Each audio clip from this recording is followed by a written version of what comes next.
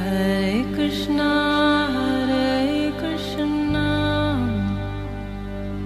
Krishna Krishna, Hare Hare, Hare Rama, Rama Rama, Hare Hare.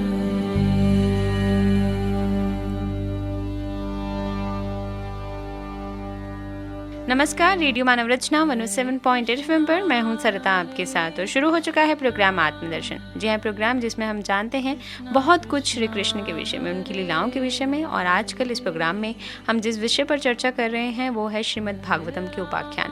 बहुत कुछ जान रहे हैं इनके बारे में हम, और हमेशा की तरह अपना ज्ञान हमारे साथ स्टूडियो में बांटने के लिए मौजूद हैं रागलेखा दासी जी, चरणाश्रित युगाचार्य श्री श्रीमद् भक्ति वेदांत नारायण गोस्वामी जी की शिष्या। रागलेखा दासी जी, आपका स्वागत है हमारे स्टूडियो में। हरे कृष्ण। रागलेखा दासी जी, बहुत ही सुंदर श्रीमद् भागवतम के उपाख्यान हम आपसे जान रहे हैं। बहुत कुछ आपने हमें बताया है अभी तक, और आज भी हम जानना चाहेंगे आपसे इन उपाख्यानों में एक उपाख्यान या एक कथा जो है वृत्रासुर की कथा। तो ये कथा क्या है, किस तरह से प्रभु का इसमें स्मरण है, भजन है या प्रभु की कथा है, आप हमें बताएं। जी, श्रीमद् भागवतम में ये सब उपाख्यान भगवान की महिमा दिखाते हैं, और इन सभी में भगवान की एक विशेष कोई ना कोई उपाख्यानों के माध्यम से महिमा हाईलाइट होती है जी। तो इसलिए इन सब की कथा कर कर ही हमको विशेष, भागवत ही है भगवान और भक्तों की कथा। बिल्कुल, भागवत का मतलब ही यही है। तो इसलिए हम लोग इनको जान रहे हैं, जिससे कि हमारा और भगवान के प्रति और अधिक विश्वास जमे।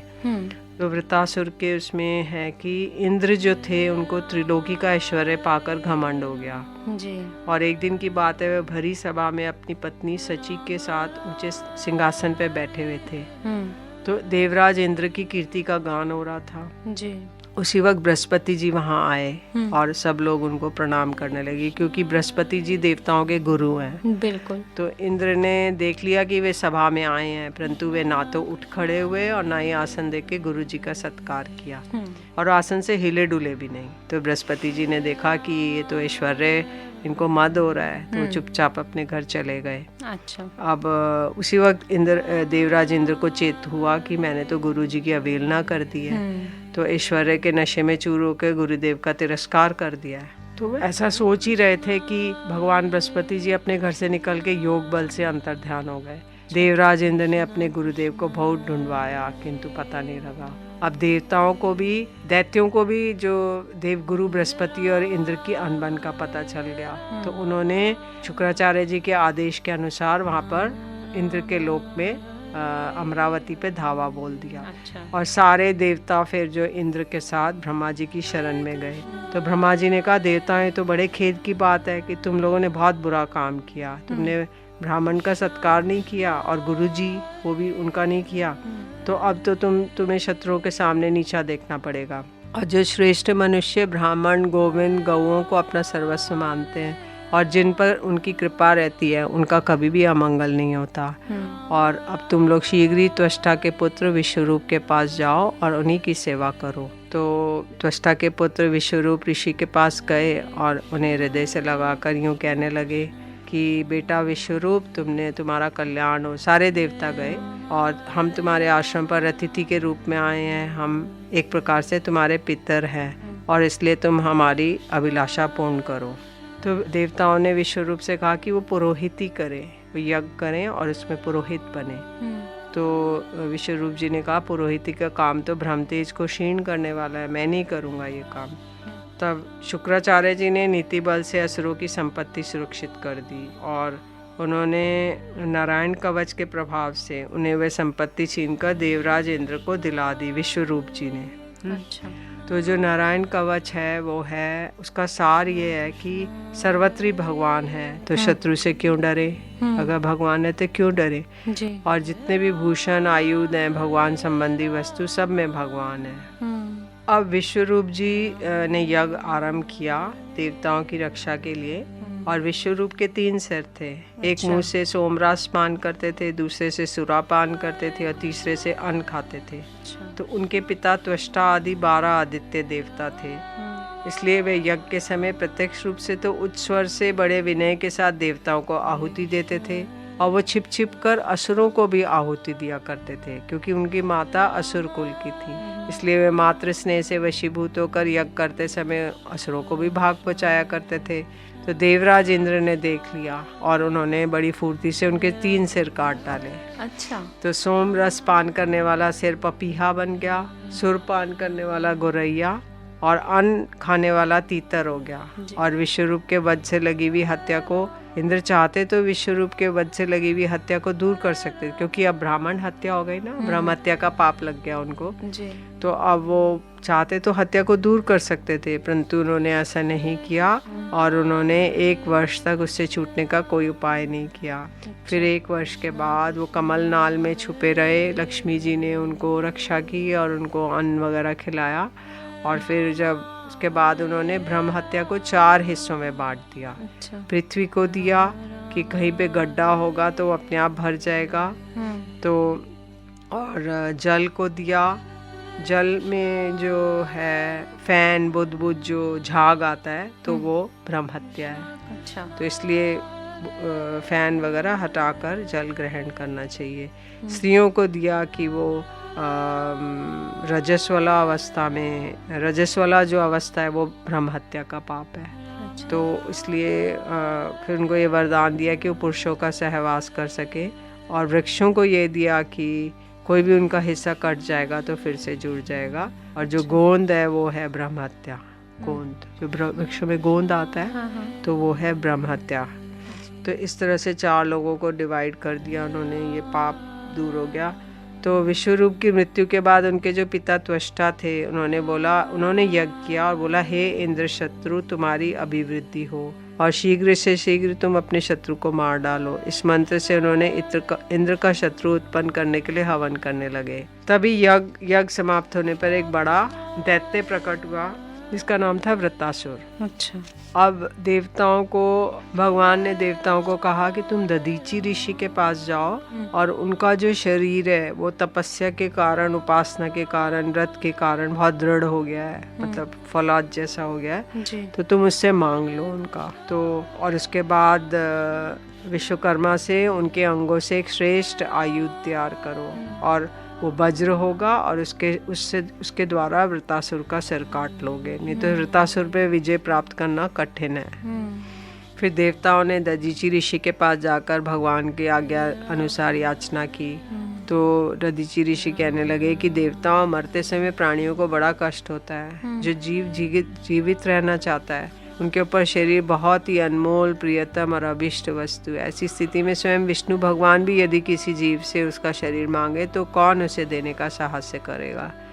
तो वो बोले कि अब मैंने आप लोगों के मुख से धर्म की बात सुनने के लिए आपके मांग के प्रति उपेक्षा दिखलाई थी, इसलिए मैं अपने प्यारे शरीर को आप लोगों के लिए छोड़ देता हूँ, क्योंकि एक दिन वह स्वयं ही मुझे छोड़ने वाला है। फिर दधीची ऋषि ने ऐसा निश्चय करके अपने परब्रह्म परमात्मा भगवान में लीन कर दिया और अपने स्थूल शरीर को त्याग दिया। भगवान के अत्यंत युक्त होकर स्थित हो गए और वो उनको इस बात का पता नहीं चला कि मेरा शरीर छूट गया। अच्छा, ऋषि दधीची को जी।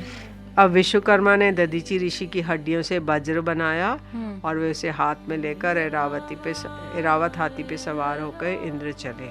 अच्छा, तो वो जो इंद्र के हाथ में वज्र होता है वो उनकी अस्थियों से बना हुआ है। हाँ। अच्छा जी। अब वृत्तासुर के साथ और इंद्र का युद्ध हो रहा है और वृत्तासुर तो क्रोध में आग बबूला हो गया। उसने अपनी गदा से इंद्र के वाहन ऐरावत के सिर पे बड़े जोर से गरजते हुए प्रहार किया। वृत्तासुर की गदा के आहत से ऐरावत हाथी पर्वत के समान तिलमिला उठा।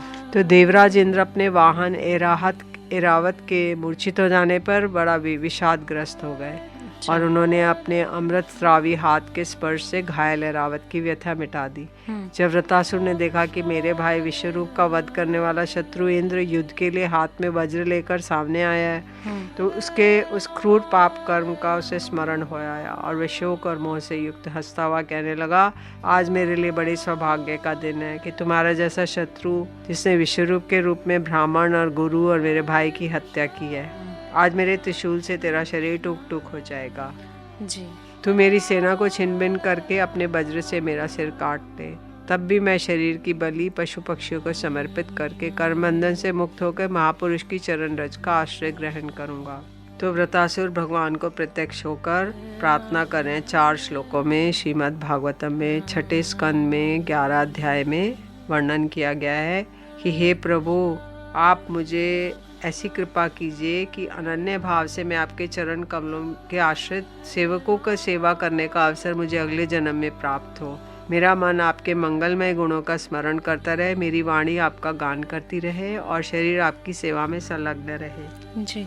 अहम हरे तव पादेक मूल दासानुदासो भवितास्मि भूये मन स्मरेता असुपते गुणास्ते गृणित वाक कर्म करो तु काया। फिर और कह रहे वृतासुर की न नाग पृष्ठम न पारमेष्टम न सार्वभौमम न रसाधिपत्यम न योग्य सिद्धि अपुनर्भवम वा समंजस्य त्वया विरय आकांक्षे। मैं आपको छोड़कर स्वर्गलोक, ब्रह्मलोक, भूमंडल का साम्राज्य, रसातल का राज्य, योग की सिद्धियाँ, यहाँ तक कि मोक्ष भी नहीं चाहता। तो फिर उसके बाद कह रहे अजात पक्षा इव मातरम खगा स्तन्यम यत्वत् शत्रा शुदार्था प्रियम प्रिय व वेशुतम विषन्ना मनो अरविंदाक्ष दिदिशे त्वाम। जैसे कोई पक्षी जो है, पंखहीन बच्चे पक्षी के माँ की बाट जोते रहते हैं, तो कि माँ कब आएगी, हमारे मुख में दाना डालेगी।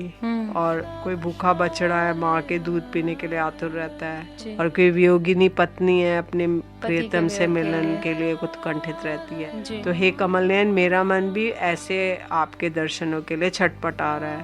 तो भगवान ने कहा ये तो कोई बड़ी बात नहीं है वृतासुर, ऐसे तो ये तो स्वार्थ के लिए है, क्योंकि वो पक्षी अपने दाने के लिए कर रहा है, जो बछड़ा है अपनी माँ से दूध पीने के लिए, और ये तो कोई अच्छा उदाहरण नहीं है। तो फिर उन्होंने बोला कि मम उत्तम श्लोक जनेषु सख्यम, हे प्रभु, जहाँ भी मैं जिस जन्म में जाऊँ वहाँ पे आपके प्यारे भक्तों का संग मुझे मिलता रहे।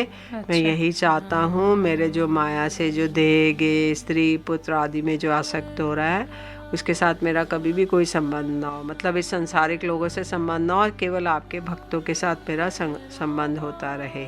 जी बिल्कुल, बहुत ही सुंदर ये कथा वृतासुर की चल रही है कि किस तरह से वो प्रभु भक्ति में लीन हो गया है और अपने इस जो मोह माया से है वो मुक्त होना चाहता है। आगे और भी बहुत कुछ जानेंगे रागलेखा दासी जी से इस प्रोग्राम में, लेकिन अभी लेते हैं एक छोटा सा ब्रेक, सुनते हैं एक प्यारा सा भजन, फिर लौट कर आते हैं। आप जुड़े रहिए रेडियो मानव रचना 107.8 FM के साथ प्रोग्राम आत्मदर्शन में। Feel good, feel live. सुंदर लाला सचीर दुलाला नाचत श्री हरि कीर्तन में। सुंदर लाला सचीर दुलाला नाचत श्री हरि कीर्तन में। सुंदर लाला सचीर दुलाला नाचत श्री हरि कीर्तन में। सुंदर लाला सचीर दुलाला नाचत श्री हरि कीर्तन में। नाचत श्री हरि कीर्तन में। नाचत श्री हरि कीर्तन में। नाचत श्री हरि कीर्तन में।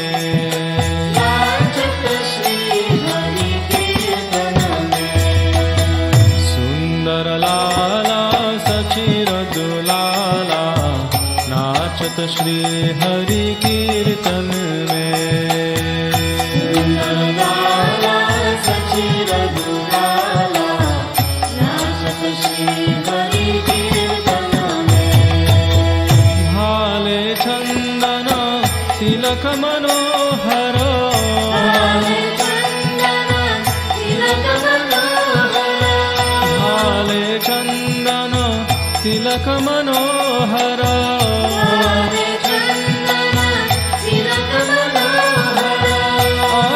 शोभे कपोलन में।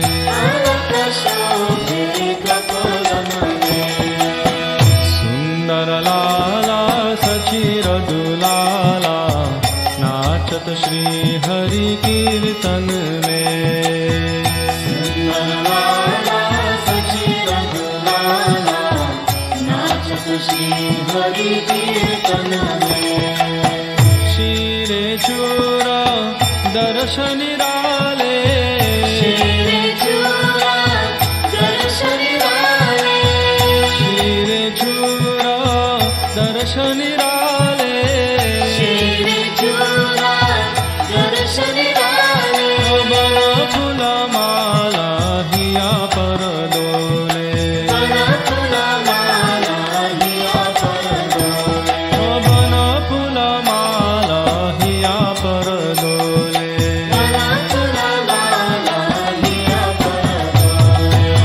पहिरन पीत पतांबर शोभे, पहिरन पीत पतांबर शोभे, पहिरन पीत पतांबर शोभे। पहिरन पीत पतांबर शोभे। नूपुर रुनु झुनु चरणन में, नूपुर रुनु चरणन में। सुंदर लाला सचिर दुलाला नाचत श्री हरि कीर्तन में। लाला सचिर दुलाला नाचत श्री हरि कीर्तन में। कोई गावत है राधा कृष्ण नाम, कोई गावत है हरि गुण गान। कोई गावत है राधा कृष्ण नाम, कोई गावत है हरि गुण गान। कोई गावत है राधा कृष्ण नाम, कोई गावत है हरि गुण गान। कोई गावत है राधा कृष्ण नाम, कोई गावत है हरि गुण गान। मृदंग ताला मधुर रसाला, मृदंग ताला मधुर रसाला, मृदंग ताला मधुर रसाला। मृदंग ताला मधुर रसाला। कोई गावत है रंगन में, कोई गावत है रंगन में। सुंदर लाला सचिर दुलाला नाचत श्री हरि कीर्तन में। सुंदर लाला सचिर दुलाला नाचत श्री हरि कीर्तन में। नाचत श्री हरि कीर्तन में, नाचत श्री हरि कीर्तन में। नाचत श्री हरि कीर्तन में। नाचत श्री हरि कीर्तन में। ओ सुंदर लाला सचिर दुलाला नाचत श्री हरि कीर्तन में। सुंदर लाला सचिर दुलाला नाचत श्री हरि कीर्तन में। ओ सुंदर लाला सचिर दुलाला नाचत श्री हरि कीर्तन में। सुंदर लाला सचिर दुलाला नाचत श्री हरि कीर्तन में। हरे कृष्णा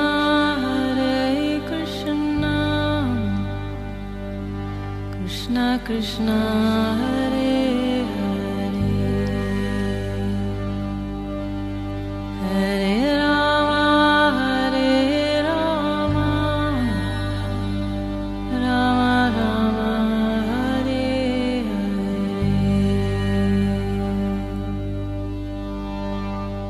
स्वागत है आप सभी का एक बार फिर रेडियो मानव रचना 107.8 FM पर। मैं हूं सरिता, आपके साथ प्रोग्राम चल रहा है आत्मदर्शन। जान रहे हैं श्रीमद् भागवतम के उपाख्यानों के बारे में और कथा चल रही है व्रतरासुर की।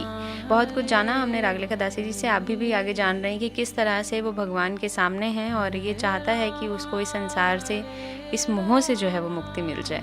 जी, वृत्रासुर ने त्रिशूल को घुमाकर बड़े वेग से इंद्र पर चलाया और अत्यंत क्रोध के साथ सिंहनाद करता हुआ कहा, पापी इंद्र, तू अब नहीं बच सकता। अब त्रिशूल ने वृतासुर की भुजा, विशाल जो भुजा थी, 100 गांठों वाले वज्र से काट डाली। इंद्र ने काट डाली। इंद्र ने काट डाली जी। और एक बार कट जाने से वृतासुर को बहुत क्रोध आ गया और उसने इंद्र के पास जाकर उसके ऐरावत के उसमें प्रहार किया, जिस हाथ से वो वज्र गिर पड़ा। अब वो जो वज्र था इंद्र के हाथ से छूटकर वृतासुर के पास ही जा पड़ा।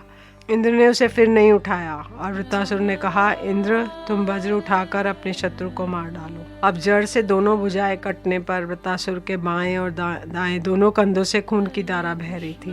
उस समय ऐसे जान पड़ा मानो इंद्र ने वज्र की चोट से पंख कट जाने से जैसे कोई पर्वत ही आकाश से गिर पड़ा हो। अब वृतासुर जो है पैरों की चोट से पृथ्वी को रोनता हुआ प्रबल वेग से पर्वतों को उलटता पलटता इंद्र के पास आया और उन्हें उनके वाहन ऐरावत हाथी के सहित इस प्रकार निगल गया जैसे कोई बलवान अजगर हाथियों को निगल जाए।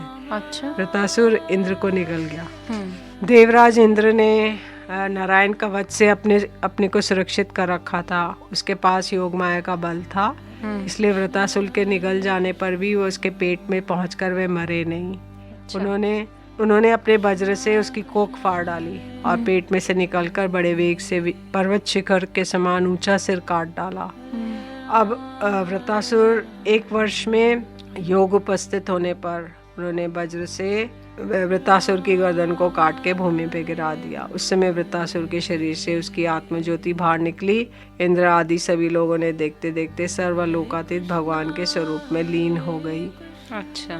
तो वृतासुर के पराक्रम से सभी देवता और ऋषि महर्षि अत्यंत भयभीत हो गए। तब उन लोगों ने वध के लिए इंद्र से प्रार्थना की, परंतु वे ब्रह्म हत्या के भय से उसे मारना नहीं चाहता था।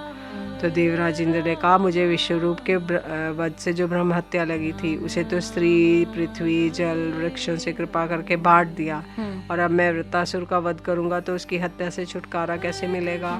तो ऋषियों ने कहा कि तुम भय मत करो, हम तुम्हें अश्वमेध यज्ञ करा के सारे पापों से मुक्त कर देंगे।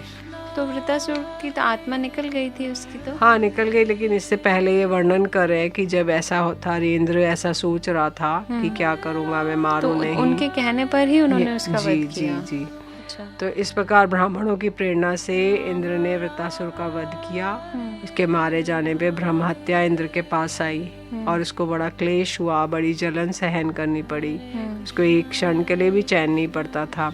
ब्रह्म हत्या चंडालिनी के समान उसके पीछे पीछे दौड़ी आ रही थी। बुढ़ापे के कारण उसके सारे अंग कांप रहे थे, क्षय रोग उसे सता रहा था, कि सारे वस्त्र खून से लथपथ हो रहे थे, सफेद बालों को बिखेरे हुए थी। ठहर जा इस प्रकार चलाती आ रही थी। मछली की सी दुर्गंध आ रही थी। देवराज इंद्र मानसरोवर के कमलनाल में तंतुओं में 1000 वर्षों तक छिपकर निवास करते रहे। इतने दिनों तक उन्हें भोजन के लिए किसी प्रकार की सामग्री न मिल सकी, क्योंकि वे अग्नि देवता के मुख से भोजन करते थे और अग्नि देवता जल के भीतर कमल तंतुओं में नहीं जा सकते थे।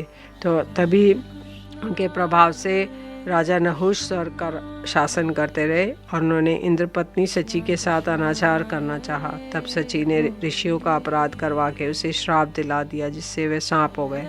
भगवान का ध्यान करने से इंद्र के पाप नष्ट प्राय हो गए और ब्राह्मणों के बुलाने पे वे पुनः स्वर्गलोक आ गए। तो भगवान का ध्यान करने से उनके नष्ट हो गए जी। अब कमल विहारिणी विष्णु पत्नी लक्ष्मी जी इंद्र की रक्षा कर रही थी। तो ये जो है, इस वृतांत को सुनने से शत्रु पर विजय प्राप्त हो जाती है, आयु और मंगल की अभिवृद्धि होती है जी।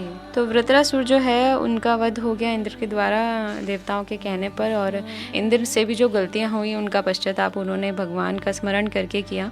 तो कहने का तात्पर्य यही है कि अगर जाने अनजाने में इंसान से, भगवानों से भी गलतियां हुई हैं, इंसान से भी हो जाती है, तो उस ईश्वर का भजन करने से हम उसको जो है उससे दूर हो सकते हैं, मुक्त हो सकते हैं, हमारे पाप कम हो सकते हैं। लेकिन इसका अर्थ यह भी नहीं कि हम जानबूझ के गलतियाँ करें। जाने अनजाने इंसान है, गलतियों का पुतला है मनुष्य जो है।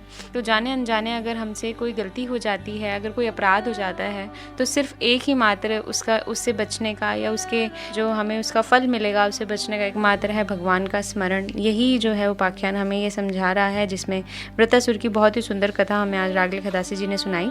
आगे और भी बहुत कुछ है इस उपाख्यानों में जानने के लिए, जानेंगे लेकिन अपने अगले एपिसोड में। अभी के लिए प्रोग्राम आत्मदर्शन में बस इतना ही। रागली खतासी जी, आपका बहुत बहुत शुक्रिया हमारे स्टूडियो में आने के लिए। हरे कृष्ण। तो अगले एपिसोड में और भी कथा है, वृतासुर की ही कथा, यानी कि वृतासुर पिछले जन्म में क्या था ये हम जानेंगे अगले एपिसोड में। लेकिन अभी के लिए मुझे इस प्रोग्राम से दीजिए इजाज़त और सुनते रहिए रेडियो मानव रचना 107.8 FM पर आने वाले और भी प्रोग्राम्स को। Feel good, feel live. Krishna Govind Govind Gopala, Krishna Govind Govind Gopala, Krishna Govind Govind Gopala,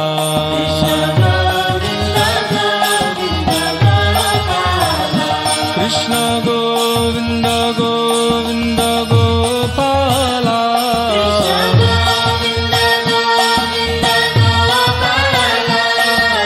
Govind Govind Gopala,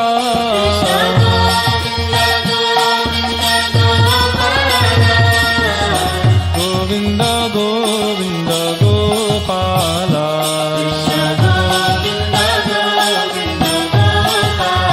ओ कृष्ण गोविंद गोविंद गोपाला,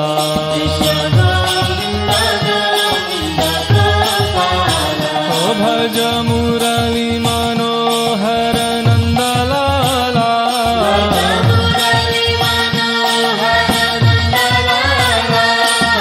मुरली मनोहर नंदलाला,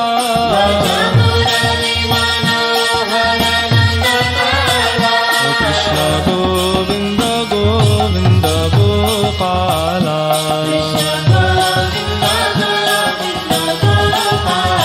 ओ कृष्ण गोविंद गोविंद गोपाला,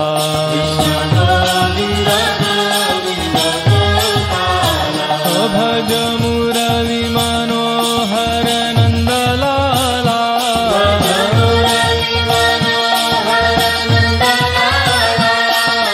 मुरली मनोहर नंदलाला,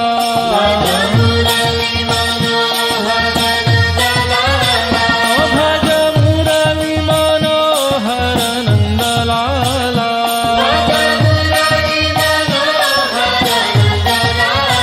ओ भज मुरली मनोहर नंदलाला,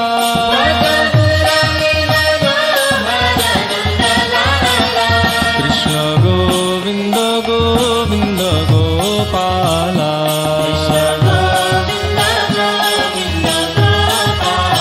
ओ कृष्ण गोविंद गोविंद गोपाला,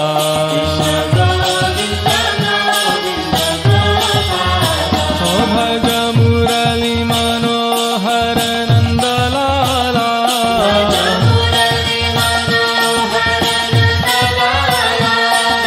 मुरली मनोहर नंदलाला,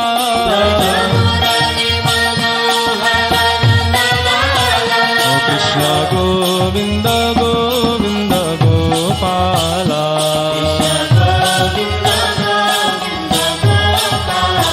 ओ कृष्ण गोविंद गोविंद गोपाला,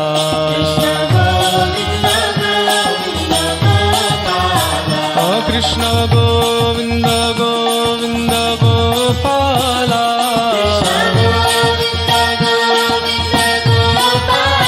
ओ कृष्ण गोविंद गोविंद गोपाला,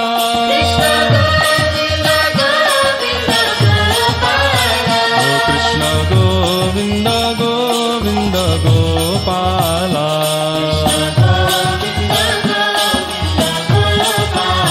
ओ कृष्ण गोविंद गोविंद गोपाला,